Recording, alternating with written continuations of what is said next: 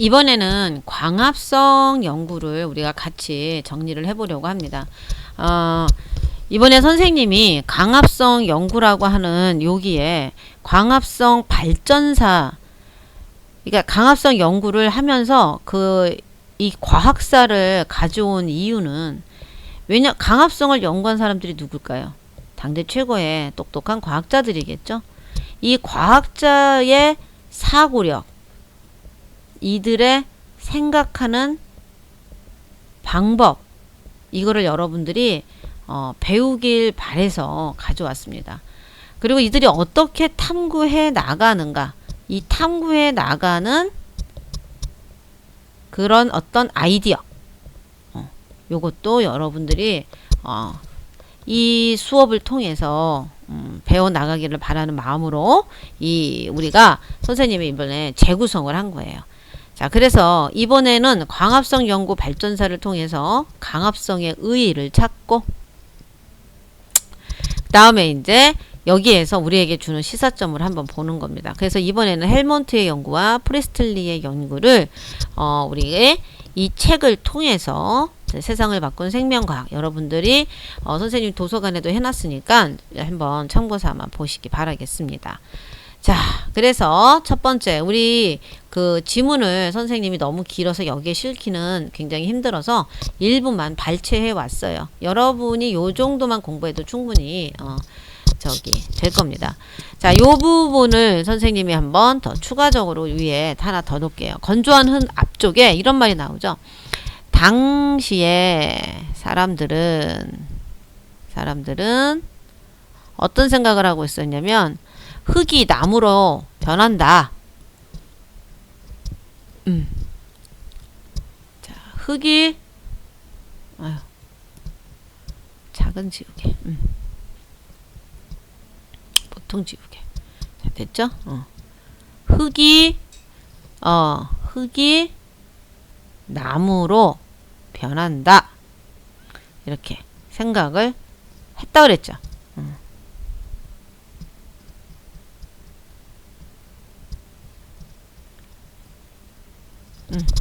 자, 그래서 헬몬트는 건조한 흙을 화분에 놓고 2.27kg의 어린 나무를 심은 뒤에 윗부분을 판자로 덮고 빗물과 증류수만으로 길렀어요.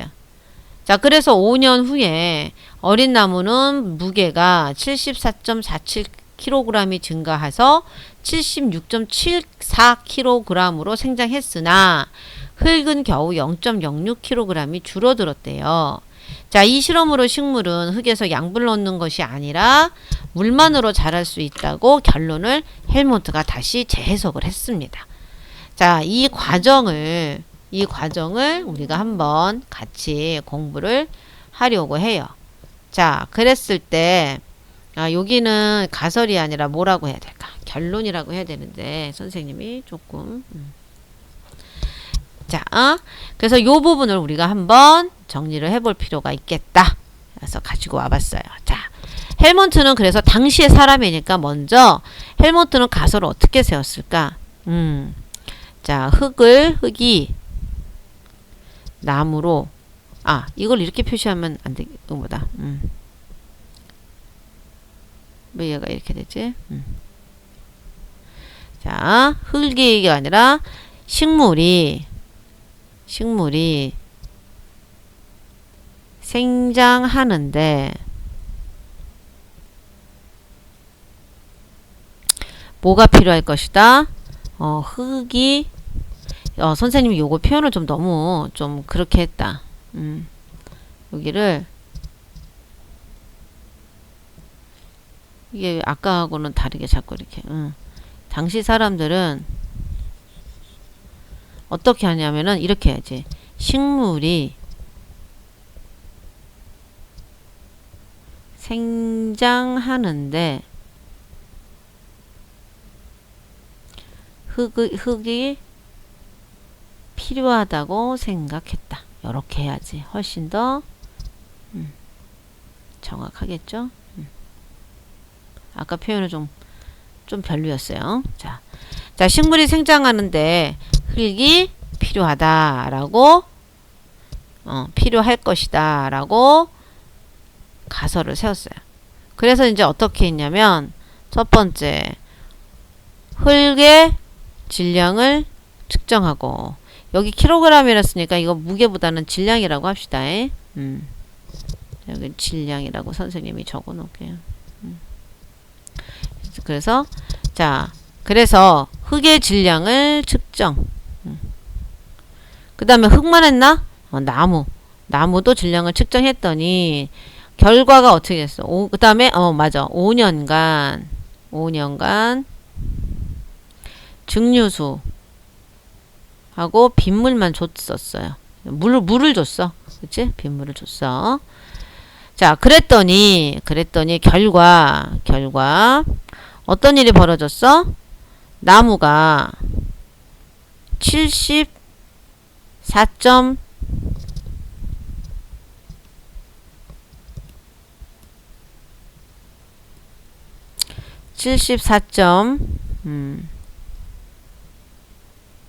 74.47kg이 증가한 면에 흙은 0.06kg 증가를 했어요. 자, 그러면 흙이 만약에 필요했다면, 흙이 사용되었다면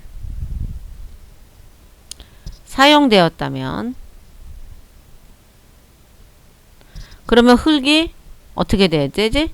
74.47kg 정도로 감소했어야 되는데 얘가 그러지 않은 거예요. 그런데 이때 뭐를 계속 줬어? 물을 계속 줬잖아요. 자, 그러니까 헬몬트는 이제 아니구나. 가설에 위배되는구나. 그래서 결론을 뭘로 하느냐? 식물이 생장하는데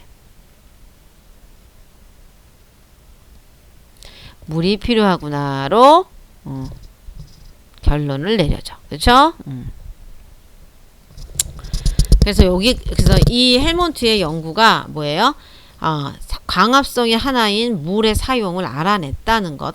그게 이제 여기에 역사적인 의의가 되는 거죠. 자, 더불어서 요거를 우리가 증산작용이랑 연결시켜야 돼요. 그래서 증산작용을 요거에 바로 따라 들어주시면 감사하겠습니다. 식물이 생장하는데 물이 필요하다는 연구로 헬몬트는 물이 필요하다라고 하는 것을 알아냈어요. 그 부분에 있어 역사적 의의가 좀 있습니다. 자, 이 연구는 바로 증산작용. 이 증산작용과 연결해서 공부를 하면 훨씬 좀 의미 있게 이해할 수가 있어요. 자, 증산작용은 자, 정의를 알아야 되고 그 다음에 잎의 구조랑 얘네들이 증산작용에서 잎의 구조랑 관련이 있어요. 그리고 증산작용의 의의가 그 다음에 조건 이런 것들을 좀 알아둘 필요가 있습니다. 자, 그래서 우리가 활동부 7쪽에 보면 자, 선생님이 직접 실험해서 여러분들한테 보여준 실험 자, 있죠? 자, 나뭇잎이 무성한 가지의 일부분을 비닐봉지로 싸두고 이게 왜 뭐가 틀렸나 봐요. 자, 24시간에 비닐봉지 안을 넣었더니 라고 이렇게 나왔는데 요거는 조금 나중에 하도록 할게요. 요거는 뒷부분 실험인데 선생님이 요거를 실었어요. 자, 요거를 실었는데 자, 선생님이 해준 거는 요게 날 실험이죠. 우리 활동북에서는. 자, 그래서 요거부터 먼저 하겠습니다. 시험관 2개의 같은 양의 물을 넣고 잎이 달린 줄기와 잎이 모두 따버린 이 줄기를 시험관에다가 이렇게 놓고는 햇볕이 잘 드는 곳에 놨어요.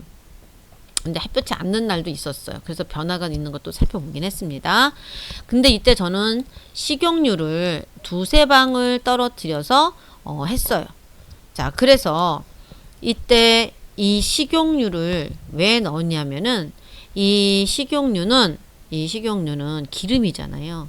그래서 여기 요렇게 돼 있으면 요게 물이 있고 식용유가 이렇게 막을 요렇게 형성을 해요. 이렇게. 요게 식용유야. 이게 식용유인데, 요렇게 막을 형성해. 그러면 여기에 있는 물방울들이 증발하는 거를 자연 증발을 막아줘요.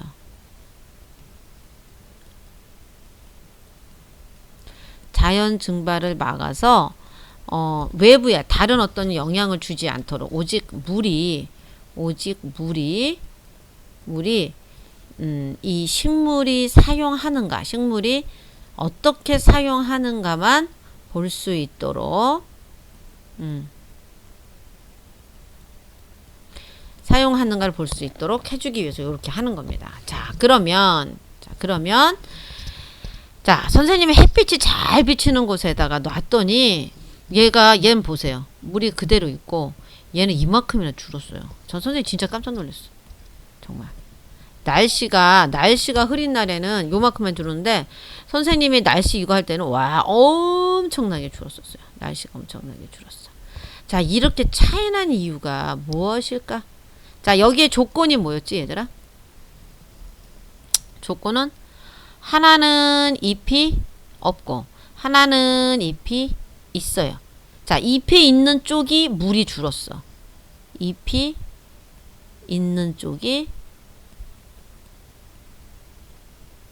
물이 줄었어요. 자, 이 얘기는 바로 뭘까? 이 얘기는 뭘까? 잎이 있는 쪽이 물이 줄었다. 그럼 누가 물을 사용한 걸까? 그쵸. 잎이 물을 사용했다.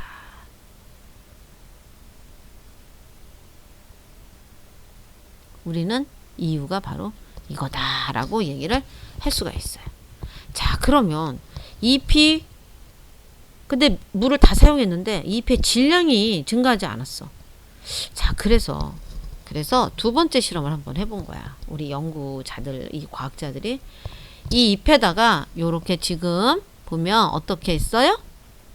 비닐봉지를 요렇게 쌓았어요. 요렇게 비닐봉지를 쌓았어. 자, 했더니 물이 이렇게 나왔어. 비닐봉지. 얘는 맑은 날. 얘는 흐린 날. 흐린 날은 물방울이 많이 안 생겼어요. 자, 어디 한번 볼게요. 자, 나뭇잎이 무성한 일본 쌓아두고 24시간 후에 비닐봉지 하나 관찰했더니 물방울이 보인 거예요. 물방울이 보였어.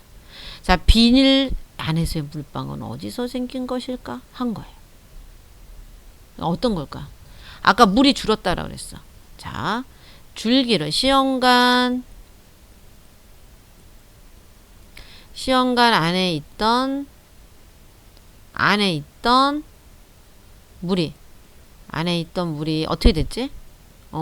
줄기에 뭐를 타고 줄기에 물관을 통해 물관을 이동하여 어디로 갔을까? 잎으로 가서 광합성을 하고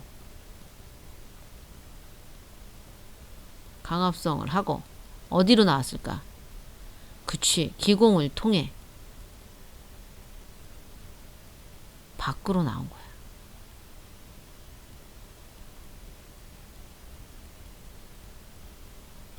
이렇게 되는 거죠. 자, 그래서 날씨가 맑은 날의 것과 흐린 날에 이런 물에 차이가 생겼어. 이거 왜 생겼을까? 왜? 자, 아까 선생님이 여기에 광합성을 하고 라는 말을 했어. 자, 그러면 이 광합성은 뭘 필요하는 거지? 광합성은 빛을 필요로 한다는 거야. 그치? 그러니까 빛이 많은 날은 어떤 날일까? 맑은 날, 그치? 그러니까 맑은 날에는 어때? 광합성이 활발하지.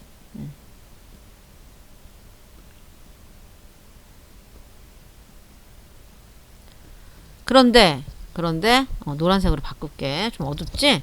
자, 빛이 적은 날은 빛이 적은 날은 어떻게 될까? 흐린 날이지.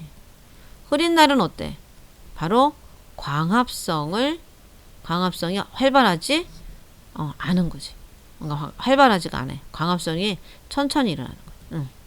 바로 이 차이 때문에 생겨나는 거지. 자, 이 과정에서 자, 시험관 안에 물이 줄기 부분을 타고 이동해서 광합성을 기공을 통해 나가는 이 전 과정을 우리는 뭐라고 하느냐? 바로 증산작용이라 한다. 공기 밖으로 나가는 것까지. 자, 교과서는 어떻게 되는지 한번 우리 볼까? 자, 식물에는 내가 이거 글씨를 좀 크게 해줄게. 자, 홈. 자, 잘 보이지, 얘들아? 자, 검토. 자, 지금 이렇게 보면 식물에는 물이 지나가는 통로인 물관이 뿌리부터 잎까지 연결되어 있어 흡수된 물이 식물체 다른 부분으로 이동할 수 있다. 그래서 식물의 뿌리에서 흡수된 물은 줄기를 거쳐 잎까지 운반되어 식물의 생명활동에 쓰이고, 자, 생명활동에 쓰인대. 식물의 뿌리에서 흡수된 물줄기는 식물의 생명활동에 쓰이고 일부는 기공을 통해 공중으로 빠져나간다. 이처럼 기공을 통해 공중으로 빠져나가는 걸 뭐라고 한다고? 증산작용이다 라고 얘기해. 기공을 통해 나오는 과정을 증산작용이다 라고 얘기를 해요. 자, 모두 다 잎으로 나가진 않아. 식물의 생명활동에 쓰이는 거야. 자, 그러면 증산활동을 자, 우리는 자, 한번 볼까요? 기공이 많이 열리면 잎에 있던 물이 증산하여 공기 중으로 확산하므로 증산작용이 활발해진다. 이때 뿌리에서 여기서 뭐가 저기 뭐야? 이게 물이 이동하네. 자, 물이 이동을 하고 자, 이쪽에 뿌리 끝에서 물이 이동하는 거죠. 이게 물이 이동해요. 자, 물이 이동을 해서 또 여기 물이 이동해요. 자, 그랬더니 물이 이동을 해가지고 어디로 갔어? 예, 여기 잎에서 여기에 물이 여기를 나가. 이게 뭐야? 이때는 수증기로 나가는 거야. 얘는 수증기로 나가는 거죠. 그치? 수증기로 나가는 거죠. 자, 이거를 우린 전체적으로 무슨 작용이라고 한다? 증산작용이라고 한다는 얘기예요. 자, 그래서 이렇게 해서 나간다는 걸 알겠는데 나는 이 네모가 뭔지를 모르겠다. 자, 기공이 많이 열리면 잎에 있던 물이 증산하여 공기 중으로 확산되므로 증산작용이 활발해진다. 그래서 빛이 많아야 돼. 그래서 흡수한 물이 잎까지 상승하고 여기까지 올라가는 얘가 자꾸 빠져나가니까 계속 물이 빨려 올라가는 거지. 그래서 열린 기공을 통해 공기 중에 이산화탄소가 많이 흡수되므로 광합성도 활발해진다. 자, 이때는 이산화탄소도 흡수를 해서 광합성을 쓴다라는 얘기야. 그러니까 이 과정은 이산화탄소랑 자, 기공을 통해서 요거는 선생님 여기는 자, 여기다가 수증기가 아니네. 선생님 일단 나오는 건 수증기고 여기 맞네. 그치? 수증기네. 일단 수증기. 자, 그러면 이번엔 그래서 미래한 교과서 135쪽이야. 자, 기공은 주로 잎의 뒷면에 있는 구멍으로 자, 뒤에 있어. 이렇게 구멍이 뒤에 있습니다. 자, 구멍이 뒤에 있어서 자, 구멍이 뒤에 있어서 표피 있는 구멍 내부와 옆을 연결하고 산소와 이산화탄소, 수증기 등이 자, 산소 여기 안에 뭐가 들어가? 산소, 이산화탄소, 수증기가 왔다 갔다 한다는 얘기야. 여기는 이거 명심해라. 자, 여기에 한번 선생님이 줄 쳐줄게. 통로 역할을 한다. 세 가지 기체가.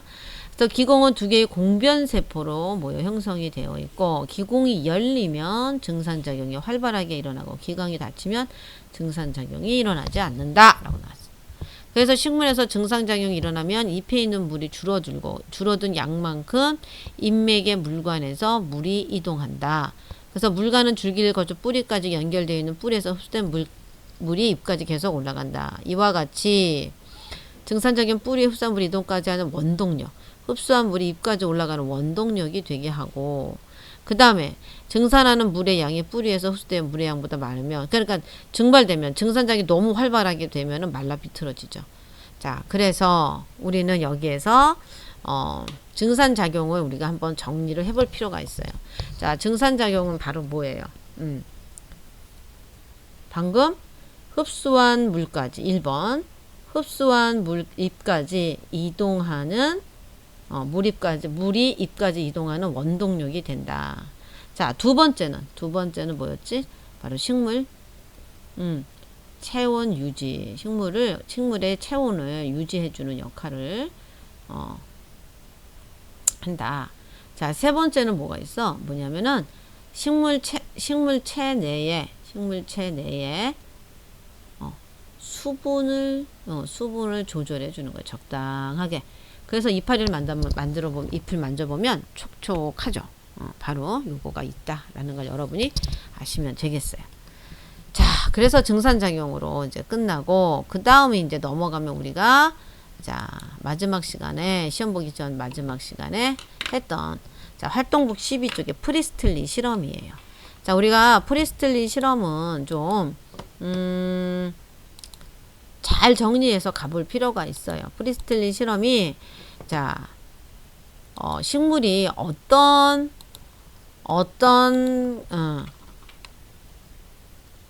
어떻게 기체에 관여하고 있는지를 알게 해주는 겁니다. 자, 그래서 프리스틀리가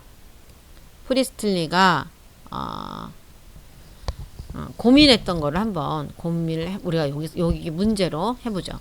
자, 프리스틀리가 실험하기 전 식물의 생장에 대해서 어떤 호기심을 가지고 가설을 세웠을까 했을 때, 여기서 뭐 가설은 뭐 좀 어려우니까 어떻게 했을까?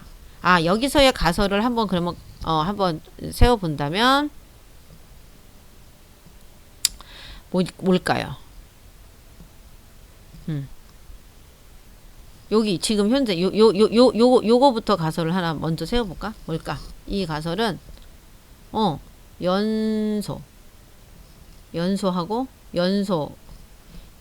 연소와 호흡은 플로지스톤을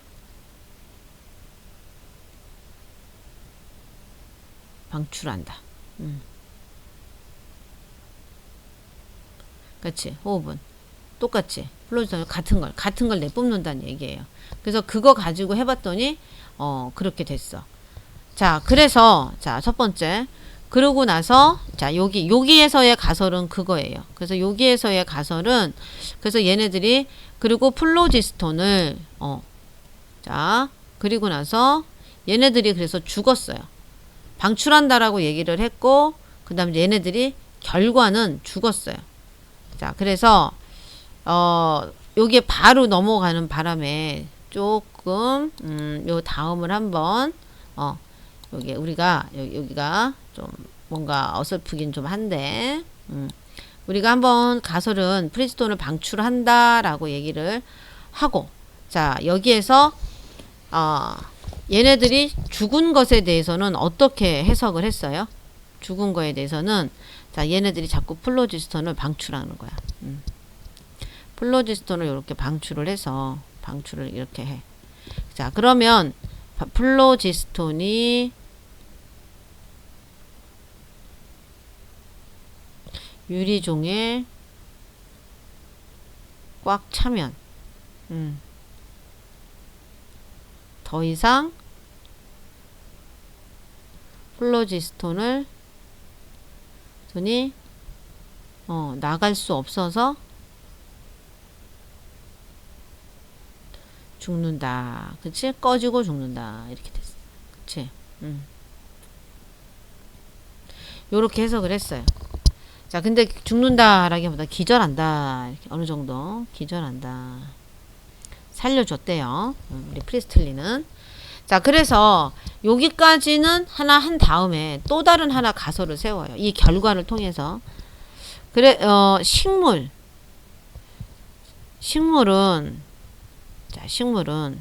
여기서는 가설을 세울 때는 식물은 호흡을 하면, 이런 궁금증을 하는 거예요. 호흡을 하면 플로지스톤을 방출한다. 이런 생각을 한 거죠. 그쵸? 그리고 나서는 어떻게 했어요?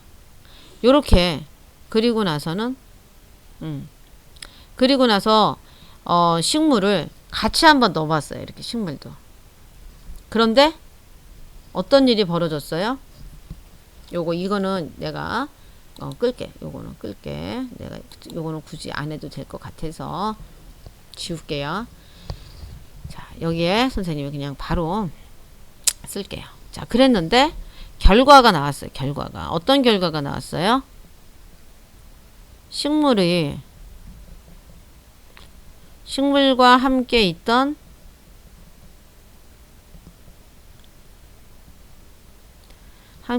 양초와 쥐가 계속 유지되는 거예요. 꺼지지 않고 살아있어. 이게 왜 이럴까? 하고 프리스틀리는 생각을 했어요.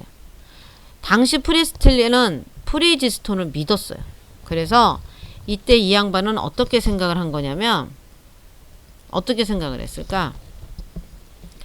자, 꽉 차서 죽었다고 했으니까 거꾸로 식물이 플로지스톤을 어떻게 했다? 플로지스톤을 흡수한다. 이렇게 생각한 거야. 흡수해서 쥐와 양초가 산다. 이렇게 생각을 한 거예요. 자, 그렇지만 훗날에 가서는 어땠어요? 자, 여기를 어땠어요? 우리 프리스틀리는 계속 어떻게 했지? 맞아. 이 실험의 결과를 분석하게 알고 있던 당시에 프리스틀리의 지식은 플로지스톤밖에 없었어요. 자, 플로지스톤밖에 없었어. 자, 만 생각을 한 거야. 자, 그래서 플로지스톤은 아까 실험 결과를 선생님이 아까 얘기해 줬지? 식물은 플로지스톤을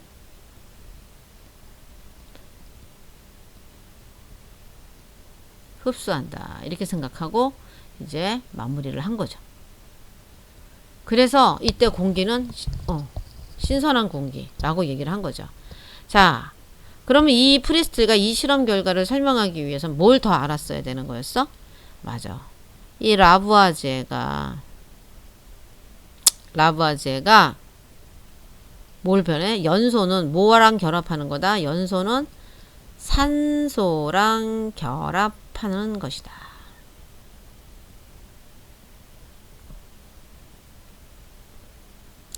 또 호흡도 산소랑 결합하는 거야. 연소는 산소를 필요로 한다. 호흡도 산소를 필요로 한다. 이렇게 되는 거야. 자, 이거를 알았어야 되는 거야. 자, 그러면 이거를 안다면 우리는 어떻게 결론을 내야 될까? 자, 차례대로 우리가 한번 써볼까? 플로지스톤을, 자, 쥐와 양초는, 자, 플로지스톤을 내뿜는다.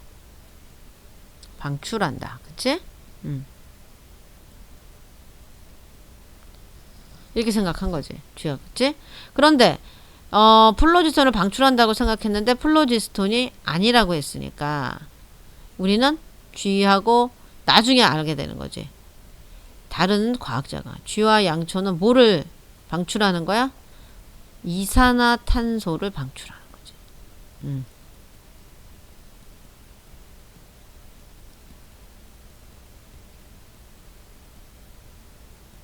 계속 이산화탄소를 방출하는데, 식물이랑 같이 있으니까, 식물이랑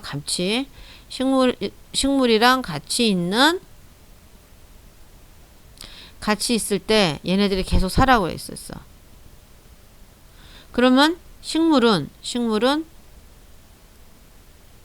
어떻게 돼? 어떻게 되지? 자, 여기에서 식물은 우리 프리스틸린 식물은 플로지스톤을 흡수한다.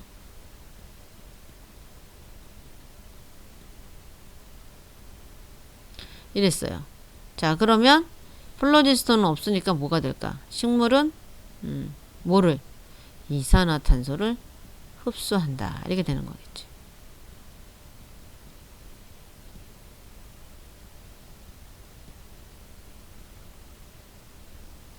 자, 그리고 그랬더니 지금은 이산화탄소 방출한다. 자, 얘는 이산화탄을 흡수한다. 자, 그런데 아까 얘네들은 뭐지? 여기에 또 하나는 두 번째 쥐와 양초는 산소와 결합하여 산소와 결합 자, 연소는 내가 요거를 말을 잘못했네. 자, 연소와 호흡은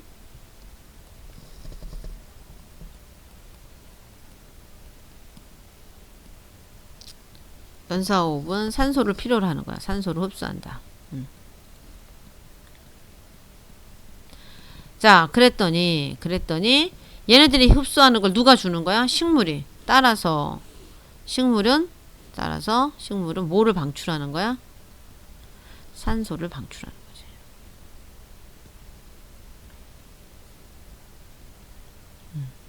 이 관계를 뒤늦게 이제 프리스틸린 실험을 통해서 뒷받침되는 이 이론을 가지고 사람들이 알아낸 거예요. 그래서 이제 최종적으로 우리가 이게 이제 광합성의 이제 기본적인 거가 이제 나온 거예요. 광합성에 다시 한번 정리할게요. 그래서 이산화탄소와 물이 만나서 자, 빛 에너지로 빛 에너지 빨간색으로 할까? 아우 노란색으로 해야 되겠네.